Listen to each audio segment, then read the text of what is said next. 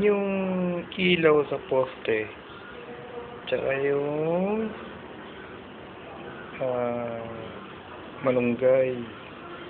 Parang merong mukha na nakikita. Hindi ko lang sigurado kung anong klaseng mukha. Pero nakatingin siya dito sa atin. At hindi ko masigurado kung anong klase yan dahil para siyang usok na nagkokorteng mukha.